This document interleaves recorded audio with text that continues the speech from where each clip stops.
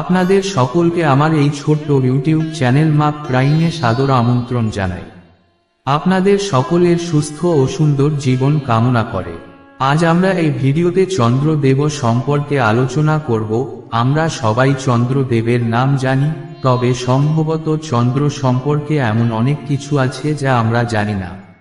তাই আজ এই ভিডিওতে চন্দ্র সম্পর্কে সেসব অজানা তথ্যগুলো জানব, কিন্তু তার আগে ভিডিওটি ভালো লাগলে চ্যানেলটি সাবস্ক্রাইব করতে ভুলবেন না। সৌরজগতের অন্যতম প্রধান গ্রহ হল চাঁদ। চন্দ্রদেব, যিনি সোমা নামেও পরিচিত, একজন হিন্দু দেবতা যাকে চাঁদের দেবতা বলে মনে করা হয়। এটি রাতে আলোকিত করার জন্য রাত, গাছপালা এবং গাছপালার সাথে যুক্ত বলে মনে করা হয়। ব্রহ্মার চন্দ্ররূপ গ্রহণের মূল উদ্দেশ্য ছিল যে রাতে কোনো পাপ করা উচিত নয়। তাদের নবগ্রহ ও দিকপালদের দিকনির্দেশনার অভিভাবক একজন বলে মনে করা হয়। পুরাণ অনুসারে তার পিতার নাম মহর্ষি অত্রি এবং মায়ের নাম দেবী অনুসূয়া। দক্ষ প্রজাপতি ও বিরানীর ৬০ কন্যার মধ্যে ২৭ কন্যার সঙ্গে চন্দ্রদেবের বিবাহ হয়েছিল এবং এই কন্যাদের ২৭টি নক্ষত্রও বলা হয়। এই মেয়েদের মধ্যে চন্দ্র রোহিণীকে সবচেয়ে বেশি ভালোবাসতেন। চন্দ্রদেব জল উপাদানের প্রধান দেবতা।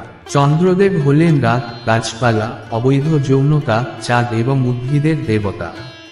ভিডিওটি ভালো লাগলে আমার চ্যানেলটি সাবস্ক্রাইব করুন। একবার এই তিন দেবী তাদের সতীত্বের ক্ষেত্রে গুরুত্বপূর্ণ হয়ে ওঠেন। তাহার মনে হইল জগতে তাহার তুল্য আর কেহ নাই। একবার ভগবান বিষ্ণুর ভক্ত ও অবতার দেবর্ষি নারদ সেখানে এসে ত্রিদেবীকে মহর্ষি অত্রির স্ত্রী অনুসূয়ার সতীত্বের কথা বলেছিলেন, যা তাদের অহংকারকে আঘাত করেছিল। তিনি ত্রিদেবদের অনুসূয়ার সতীত্ব পরীক্ষা করতে বলেছিলেন। তারপর ত্রিদেব একই সময়ে মহর্ষি অত্রির আশ্রমে আসেন। অনুসূয়ার সতীত্বকে ধ্বংস করার একই উদ্দেশ্য ছিল তিন দেবের। তিনজন দেব সাধুর ছদ্মবেশে অনুসূয়ার কাছে খাবার চেয়েছিলেন এবং শর্ত দিয়েছিলেন যে তাকে নগ্ন অবস্থায় নিজের হাত দিয়ে খাওয়ানো উচিত। এই কথা শুনে অনুসূয়ার শরীর ভয়ে ঘামতে থাকে এবং তারপর অনুসূয়া তিন দেবতার উপর জল ছিটিয়ে দেয়, যাতে তিন দেবের দেহ ছোট বাচ্চায় পরিণত হয় এবং অনুসূয়ার দেহের সমস্ত জামাকাপড় খুলে তার কোলে রেখে বুকের দুধ খাওয়ানো হয়। দীর্ঘ সময় ধরে ত্রিদেব যখন তার বাড়িতে ফিরে আসেননি, তখন ত্রিদেবী তার সন্ধানে মহর্ষি অত্রির আশ্রমে এসে দেবী অনুসূয়ার কাছে যান। সরস্বতী, লক্ষ্মী, পার্বতী তাদের স্বামীদের হাতে তুলে দেওয়ার জন্য তাকে অনুরোধ করেন।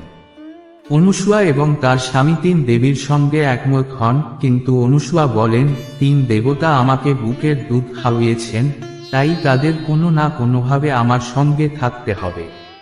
অনুসূয়ার নির্দেশে ত্রিদেব তার গর্ভে দত্তাত্রেয়, দুর্বাসা এবং চাঁদের রূপে তাদের অবতার স্থাপন করেছিলেন। কালক্রমে ভগবান বিষ্ণু দত্তাত্রেয়, ভগবান ব্রহ্মা চন্দ্র এবং ভগবান শঙ্কর দুর্বাসা হিসাবে জন্মগ্রহণ করেন। ভিডিওটি ভালো লাগলে আমার চ্যানেলটি সাবস্ক্রাইব করুন। ব্রহ্মার পুত্র প্রজাপতি দক্ষ ও তার স্ত্রী বিরানীর ২৭ জন কন্যার সঙ্গে চন্দ্রদেবের বিবাহ হয়। চন্দ্র রোহিণীকে তাদের সকলের চেয়ে বেশি ভালোবাসতেন। কথিত আছে যে চন্দ্র তার স্ত্রী রোহিণীর প্রেমে এতটাই পড়ে গিয়েছিলেন যে অন্য ২৬ জন স্ত্রী চন্দ্রের আচরণে অসন্তুষ্ট হয়েছিলেন।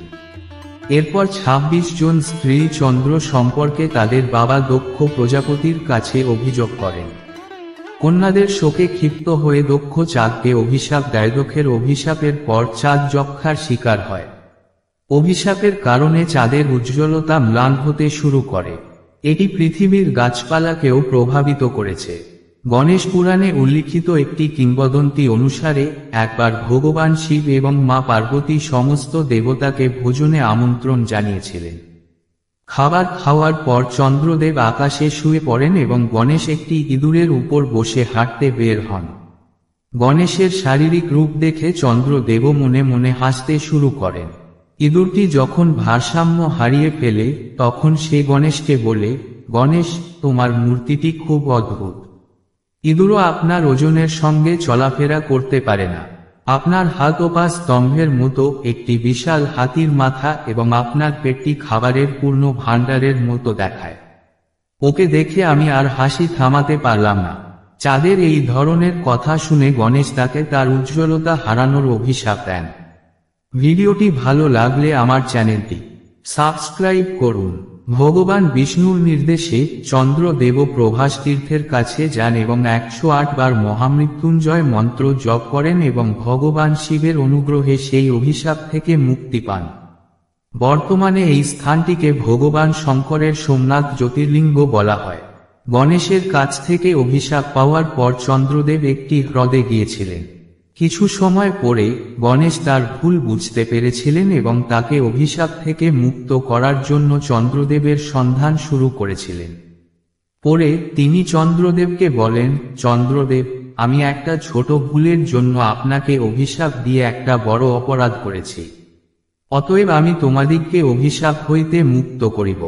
কিন্তু ভাদ্রপদ মাসের শুক্ল পক্ষের চতুর্থীতে আপনার কাছে আসা ব্যক্তি নিজেকে কলঙ্কিত বোধ করবেন। তাই আমার জন্মদিনটি কলঙ্ক চতুর্থী নামেও পরিচিত হবে।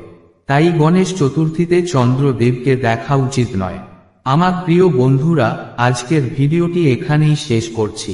কাল আবার নতুন একটি ভিডিও নিয়ে হাজির হব।